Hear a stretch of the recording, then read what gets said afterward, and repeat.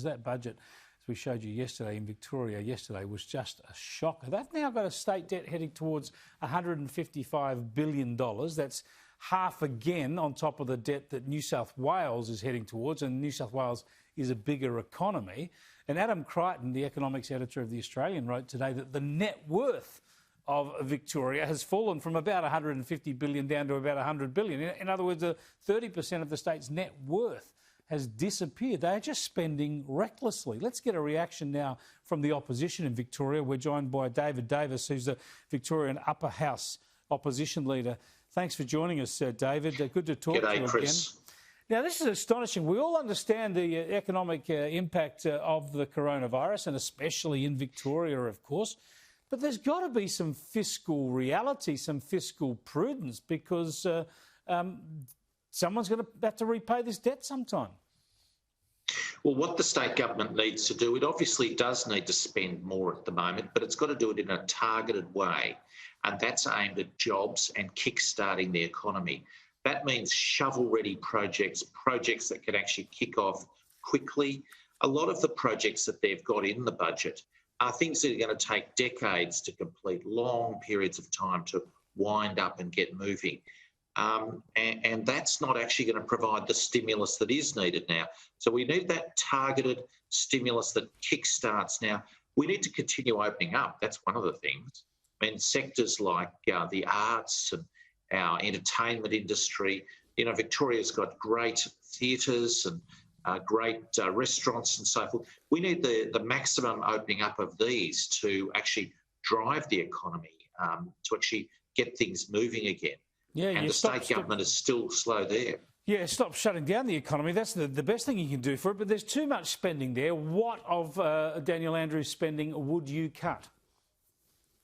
Well, we would target it differently. We would actually cut some of it. We're less enamoured with some of the huge, grandiose projects. You wouldn't spend less? You wouldn't borrow less and spend less? No.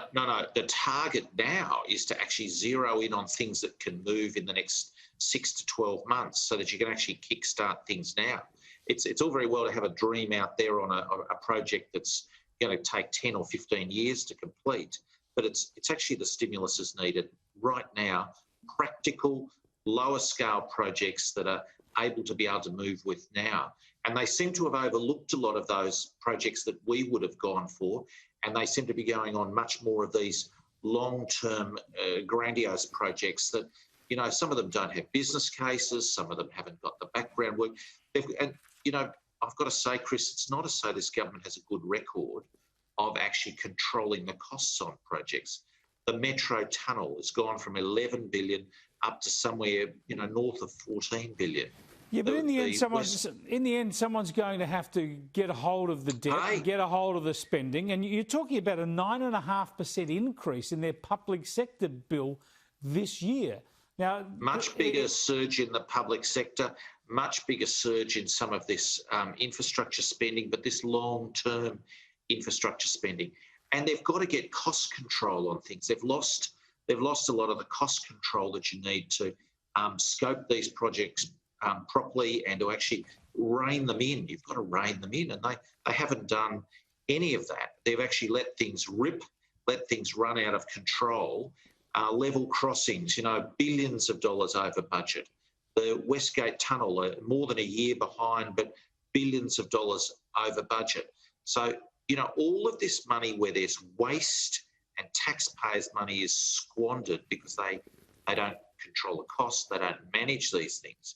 We get poor value. It means you can actually do less. It means your debt goes up when you're not getting the value for what's going on here. How's the state ever going to repay this debt? It's hardly as if you've got a lot of infrastructure you can privatise. I mean, this is going to be... $155 billion is where it's heading. $155 billion. Let people just think about that.